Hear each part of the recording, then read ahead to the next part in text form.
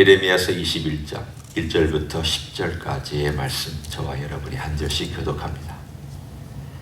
여호와께로부터 예레미야에게 말씀이 임하니라.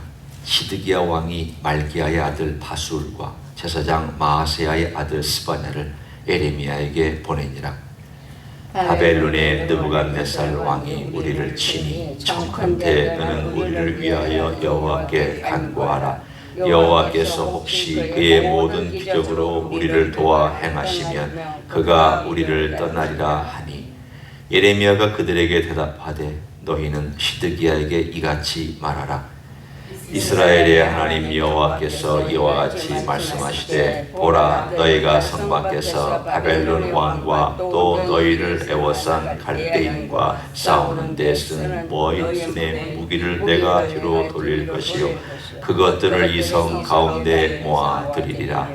내가 든 손과 강한 발 곧 진노와 분노와 대노로 친히 너희를 칠 것이며, 내가 또 사람이나 짐승이나 이성에 있는 것을 다 치리니 그들이 큰 전염병에 죽으리라 하셨다 하라. 여호와의 말씀이니라. 그 후에 내가 유다의 왕 시드기야와 그의 신하들과 백성과 및 이 성읍에서 전염병과 칼과 기근에서 남은 자를 바벨론의 느부갓네살 왕의 손과 그들의 원수의 손과 그들의 생명을 찾는 자들의 손에 넘기리니, 그가 칼날로 그들을 치되 치근히 여기지 아니하며 긍휼히 여기지 아니하며 불쌍히 여기지 아니하리라 하셨느니라. 여호와께서 말씀하시기를, 보라, 내가 너희 앞에 생명의 길과 사망의 길을 두었노라. 너는 이 백성에게 전하라 하셨느니라. 이 성읍에 사는 자는 칼과 기근과 전염병에 죽으려니와 너희를 애워싼 갈다인에게 나가서 항복하는 자는 살 것이나 그의 목숨은 전리품 같이 되리라. 여호와의 말씀이니라. 내가 나의 얼굴을 이 성읍으로 향함은 복을 내리기 위함이 아니요 화를 내리기 위함이라. 이 성읍이 바벨론 왕의 손에 넘김이 될 것이요 그는 그것을 불사르리라. 아멘. 21장에 한 역사적인 사건이 나옵니다. 마지막 왕입니다. 시드기야가 예레미야를 찾아옵니다. 시드기야는 예레미야를 좋아한 사람이 아닙니다. 예레미야를 선지자로 대접해준 사람도 아닙니다. 핍박했고 감옥에 가두었고 심지어는 조롱했고, 사실 어떤 면에 보면은 이 시드기야는 원래 왕으로 올라가지 말아야 될 사람인데 왕으로 올라간 사람입니다. 요시야의 아들인데 어떻게 그 조카가 왕이 되었다가 잡혀가는 바람에 왕이 된, 일종의 삼촌이 왕이 된 그런 케이스입니다. 그래서 여고니아라고 하는 마지막 왕이 바벨론에 잡혀가서 바벨론 왕의 감옥에 갇혀 있던 그때에 그를 대신해서 왕이 된 일종의 허수아비 왕이었습니다. 근데 허수아비 왕이 11년을 다스렸습니다. 여고니아는 3개월 만에 잡혀가서 바벨론에 가 있었고요. 그러니까 하나님의 라인이나 또는 이 성경의 라인으로 보면 시드기야는 이 왕의 라인에 들어오지 않았습니다. 여고니아가 마지막 왕입니다. 여러분이 족보를 보시면 예수님의 족보가 어떻게 흘러가느냐, 여고니아의 자손으로 예수님의 족보가 흘러갑니다. 시드기야는 사실 사이드로 들어온 왕에 불과합니다.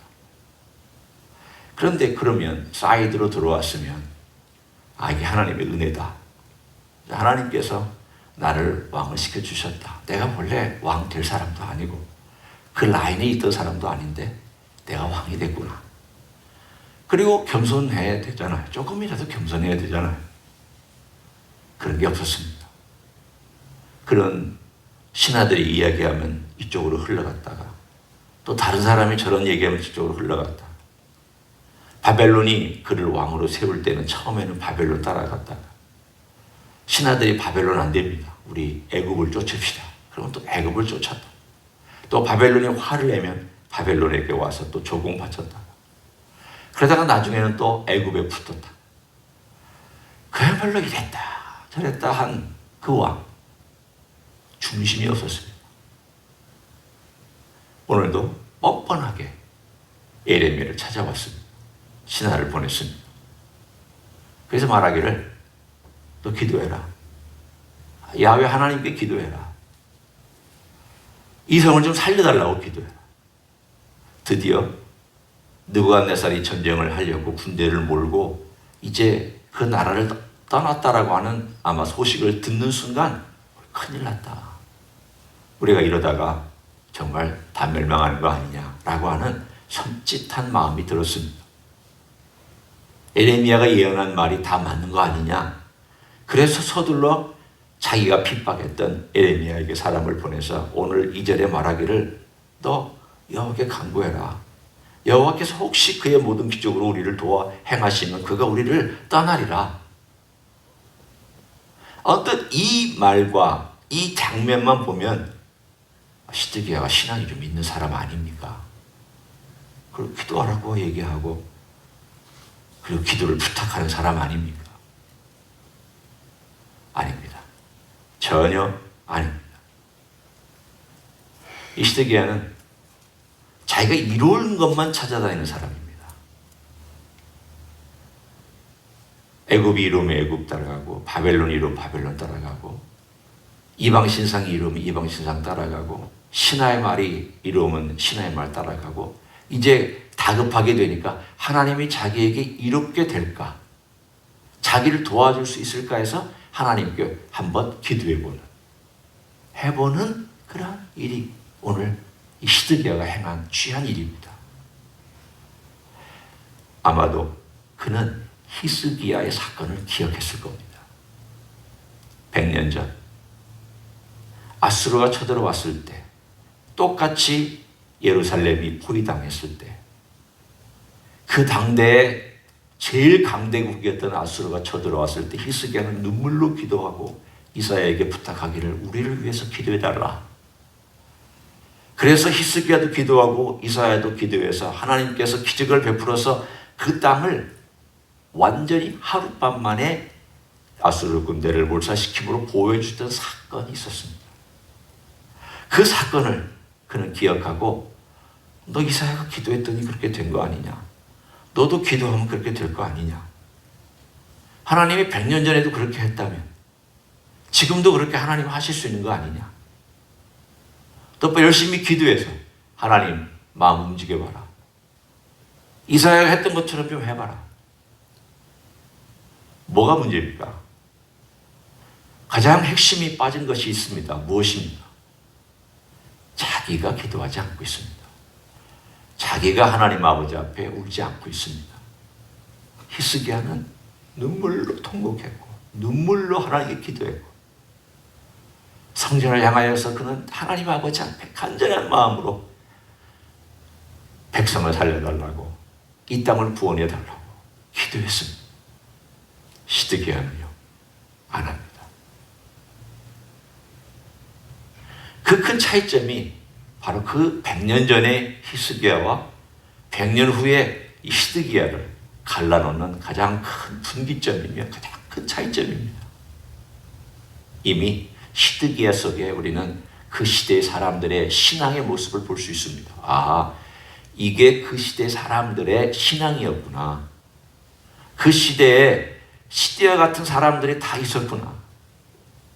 바벨론이 쳐들어온다고 그러니까 부르짖지 않는 사람이 어디 있겠어요? 아마도 시드기야보다 더 낫게 부르짖는 사람도 있었을 거예요. 이제 큰일 났다. 좀 살려달라고. 하나님 우리를 도와달라고. 아마도 그렇게 부르짖는 사람도 있었을 것입니다. 문제는 그들의 삶을 돌이키지 아니하고 너무 늦었다는 데 있습니다. 하나님이 정한 기한이 있습니다. 우리 예수님도 참 때에 대해 민감한 분이었습니다. 주님 얼마나 때를 많이 생각하셨습니까? 아직 내 때가 아니다. 내 때가 되었다. 이런 말씀들을 많이 하셨습니다. 주님도 그 타이밍에 대해서 민감한 분이었고 하나님께서도 때가 참에 우리 주님을 이 땅에 보내셨다고 되어 있습니다. 이 때라는 게 정말 중요합니다. 큰 기간의 때도 중요하고 어떤 나라에게 하나님 주신 때도 중요하고 한 개인에게 하나님께서 주신 때도 중요합니다. 이 때라는 것이 항상 있는 것이 아니라 기한이 있습니다. 하나님께서 그 기한을 정해놓고 이 기한에 하나님께서는 정말 그분의 모든 에너지를 쏟아서 메시지를 전하고 사람을 보내고 그분의 모든 말씀들을 다 전달합니다. 때로는 회개하라고, 때로는 하나님께서 직접 나타나셔서 그를 권면도 하시고 도와주시기도 하시면서 시대마다 개인마다 하나님께서 그렇게 역사하고 일합니다. 강력하게 일합니다. 그런데도 그렇게 안 하면, 그 기한이 되면, 이거 안 하면 내가 이렇게 하겠다. 하나님께서 오늘 말씀하시지 않습니까? 내가 3가지 보내겠다. 기근과 큰 전염병과 제일 먼저는 칼이죠. 칼과 기근과 전염병을 보내서 너희들을 다 심판하겠다. 무서운 메시지입니다. 칼로 죽지 않은 자는 전염병으로 죽고 전염병으로 죽지 않은 자는 기근 때문에 굶어 죽거나 혹은 그런 것들로 인하여서 병에 걸려서 죽고, 가장 비참한 그러한 일이 오늘 본문에 나타나는데 하나님께서 한 가지 해결책을 주셨습니다.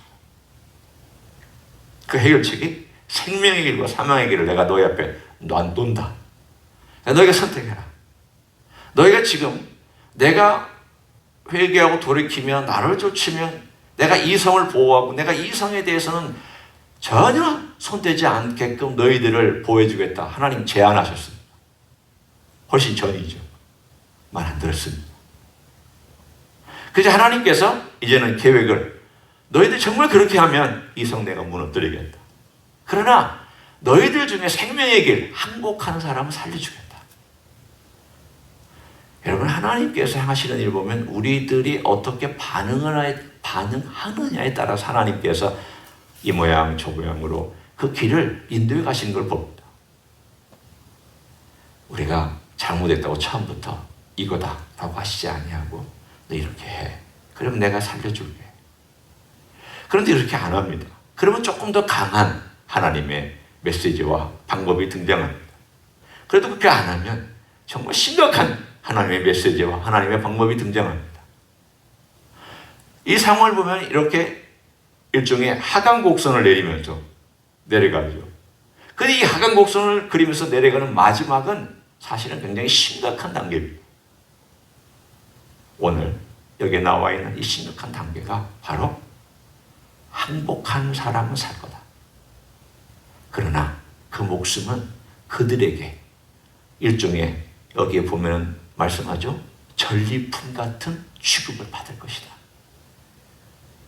바꿔 얘기하면 너는 포로로 잡혀가고, 그리고 그 포로의 삶 가운데서 그들이 전리품으로 너를 여길 것이기 때문에 때로는 수치도 있고 때로는 모멸도 있지만, 그러나 그 사람은 산다. 내가 그리고 생명 보여주겠다. 그러나 이 성은 무너진다.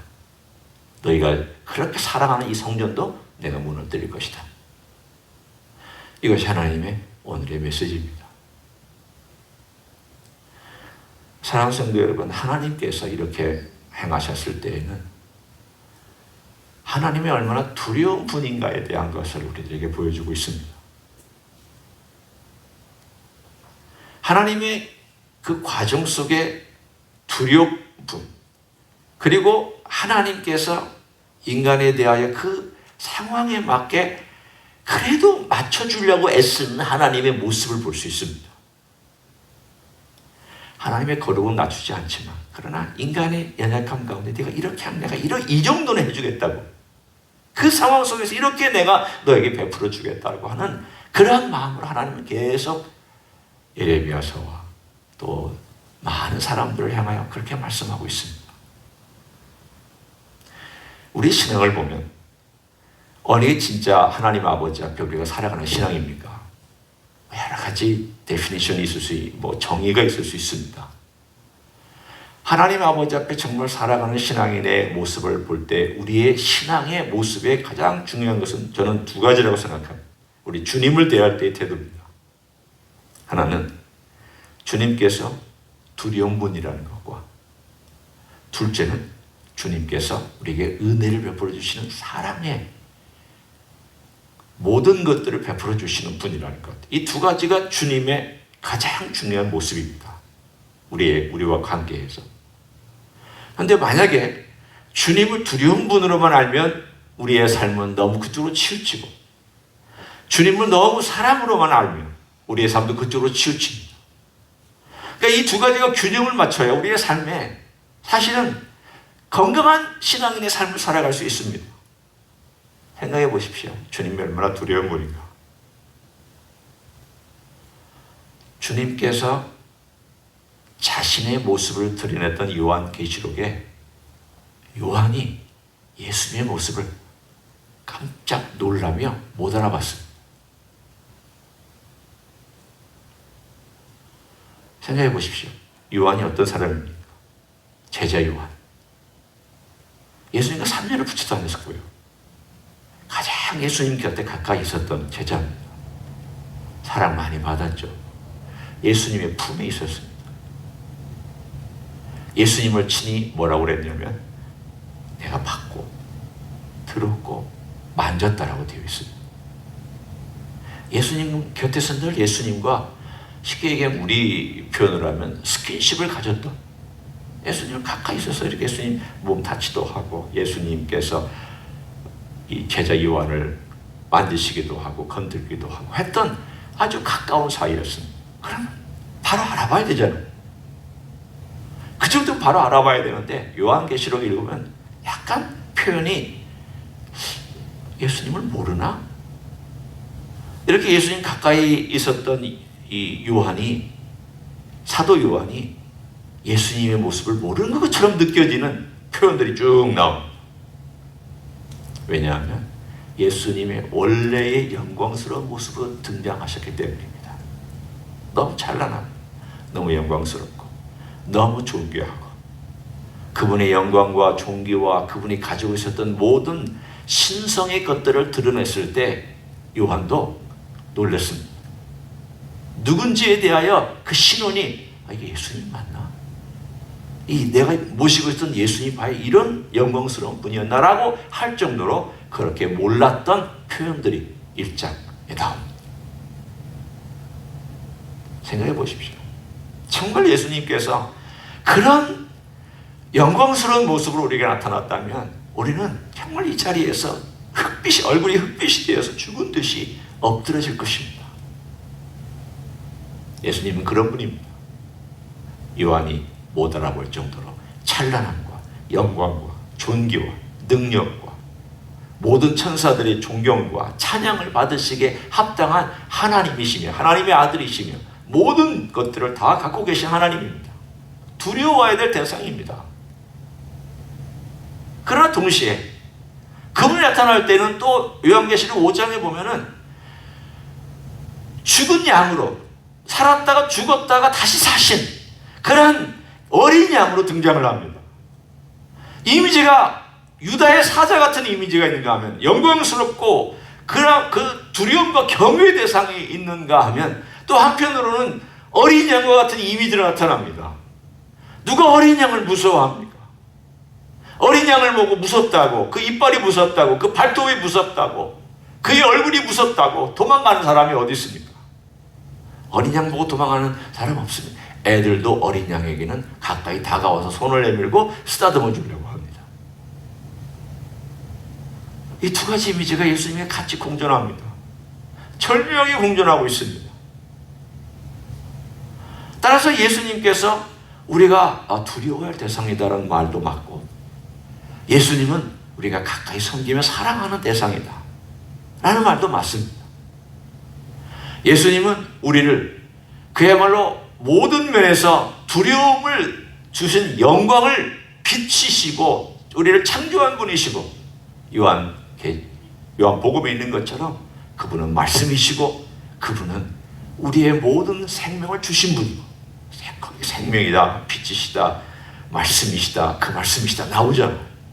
그러나 동시에 육신이 되어서 우리 곁에 오셔서 우리의 삶에 가장 밀접하게 우리와 함께 하셨고 우리와 같이 머무셨고 지금도 사실은 우리와 함께 머무시기를 원하시기 때문에 우리를 데리러 오시기 위하여 준비하고 계시는 주님이시잖아요.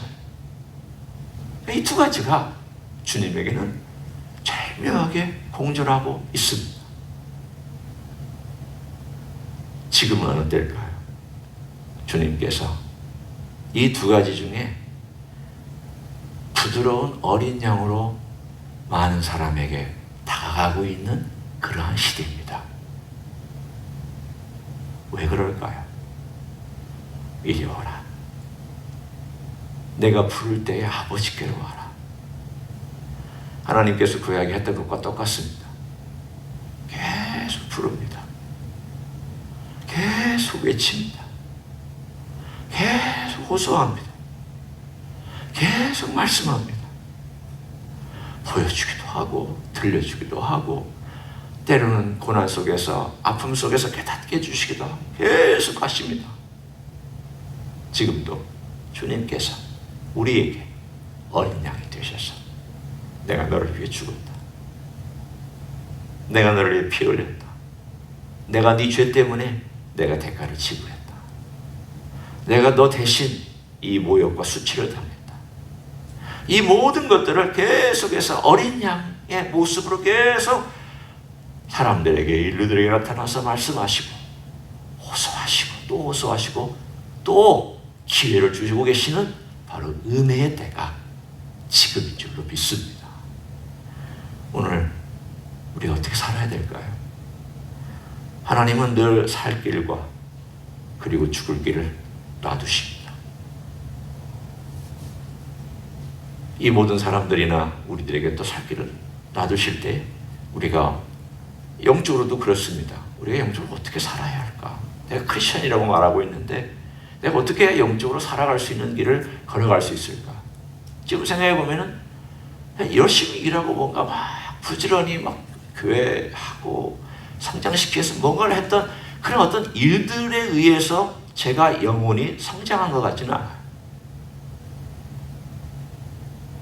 그것보다는 오히려 제가 아파서 고난 가운데서 하나님과 직면하고 주님과 직면했던 그 기간, 그 수년의 기간 동안 그 기간이 제 영혼이 성장한 기간이죠. 주님 앞에 직면하는 기간이기도 하고 주님 앞에서 내가 어떻게 생명의 길을 걸어갈 수 있을까? 내가 그 동안에는 너무 바삐 살면서 하나님 아버지 앞에 살지 생각하지 못했던 것들을 생각할 수 있는 시간을 주셨던 게 생명의 길이었던 거예요. 막 돌격 앞으로 살았던 인생이 생명의 길이 아니라 그게 주님의 영광을 위해서 막 산다고 살았던 길처럼 살았던 그게 진짜 주님을 위한 길이 아니라 주님을 위한 길은 내가 너를 위한 것을 네가 받아들이고 아는 게 주님을 위한 길이죠. 저는 주님을 위해서 막 하면은 주님이 기뻐하시는 길인 줄 알고 달려갔지만 주님께서 기뻐하시고 주님을 위한 길은 뭐냐? 내가 너에게 원하는 것, 내가 뜻하는 걸 네가 알고 나를 보고 내가 누군지 그리고 너가 누군지 아는 것, 내가 이걸 원한다. 그걸 배웠던 거죠. 저는 그게 생명의 길이었던 거예요. 저에게 오늘 당신에게 생명의 길이 무엇이었습니까? 라고 물어본다면 저는 그게 생명의 길이었습니다. 저의 고난 속에서 제가 그걸 배웠습니다.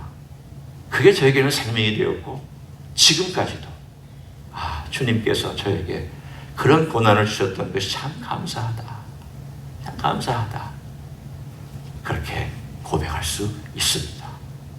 오늘 하루도 우리 주님 앞에서 주님을 바라보되 주님이 뭘 원하시는지를 듣고 그 원하시는 것에 마음을 맞추고 생각을 맞춰서 돌아갈 때 그게 주님을 위하는 길인 것을 아시고 그 방향으로 기도하고 그 방향으로 선택하고 그 방향으로 걸어가는 여러분 되시기를 예수님의 이름으로 간절히 축원합니다. 기도하겠습니다. 고맙습니다. 우리 모두에게 생명의 길 보여주시고 무엇이 생명의 길인지 무엇이 진짜 우리 주님께서 원하시는 길인지 알려주시니 감사를 드립니다. 때로는 바빠서 주님께서 원하시는 것을 잊을 때가 있고 때로는 내 욕망 때문에 주님이 원하시는 것을 무시할 때도 있습니다. 우리의 어리석음 때문에 잘못된 선택을 할 때도 있지만 그러나 생명의 길을 여전히 열어놓으시며 생명의 길로 오라고, 생명의 길을 선택하라고, 내가 원하는 메시지를 들으라고, 내 마음을 알라고, 내가 너를 사랑하고 내가 너를 축복하고자 하는 내 뜻을 이해하고 그 뜻을 따라오라고 말씀해 주시는 주님을 오늘도 따라갈 수 있기를 원합니다. 그렇게 살아갈 수 있도록 오늘 하루도 축복하여 주시옵소서. 이제는 우리 구주 예수 그리스도의 은혜와 하나님 아버지의 극진하신 사랑과 성령 하나님 교통하심의 역사가 오늘도 우리 주 예수 그리스도 우리의 삶에 말씀해 주시고 우리의 삶의 생명의 길을 열어놓으시며 그 생명의 길을 선택하며 살아가도록 돕고 기다리시고 준비하시고 이끌어 주시기를 원하시니 주님 앞에 나아가기를 소원하는 이 자리에 참여한 모든 종들 위해와 주임지 히스교회 위해와 이민교회들과 한국교회들과 선교사님들 위해 이제부터 영원히 함께 하실지어다. 아멘.